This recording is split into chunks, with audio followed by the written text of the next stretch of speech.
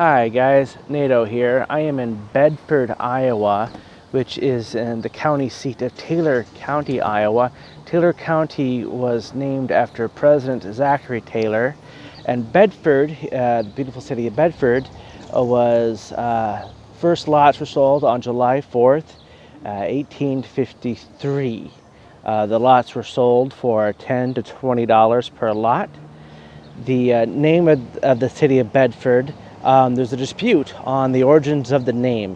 It is believed that a person by the name of Thomas Bedford, who operated a store and a trading post here in town, later moving to California, was known for being the Pony Express driver that finished at the first western-bound leg of the trail in April 23rd of 1861 in Oakland, California.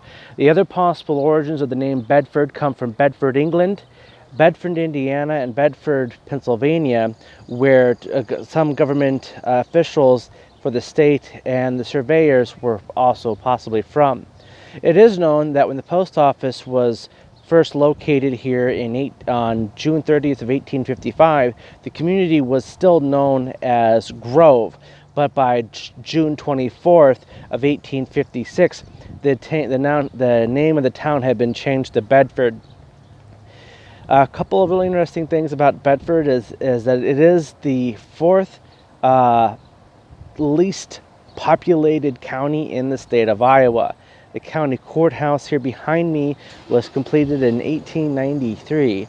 One cool thing about all of the Iowa county seats is their courthouses, and they are all very, very eloquently built. They are very ornate and very, very beautiful. I love coming to the different counties in Iowa and looking at all the different county courthouses because they are absolutely stunning. It is a Class 1A school for sports, and their mascot are the Bulldogs.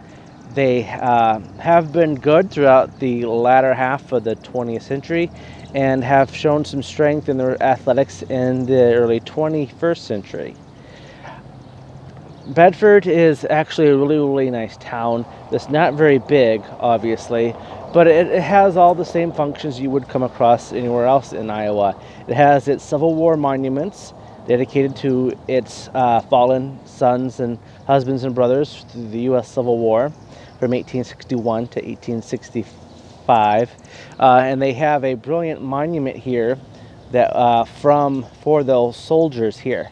Across the street from the courthouse is their community police station, and like most city squares here in Iowa, they have little gazebos where they could have local little concerts, or their local band could play in the summertime.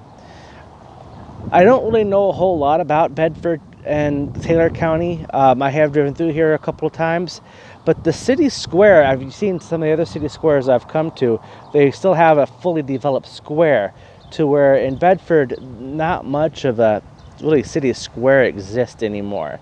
Most of the buildings that would have lined on either side of it are gone, and the only thing that's really remaining is the courthouse from 1893. From the looks of it, their police station was probably built sometime in the 60s.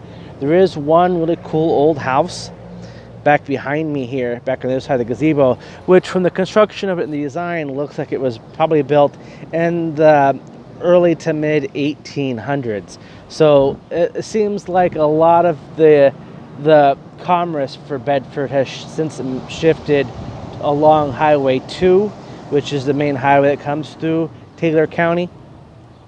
But it's a very peaceful and quiet little community. I kind of like it.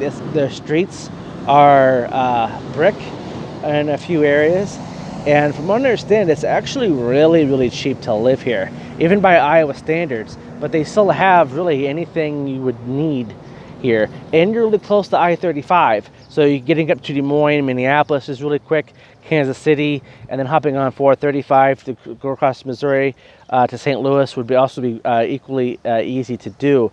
So those are all really cool things about living in Taylor County.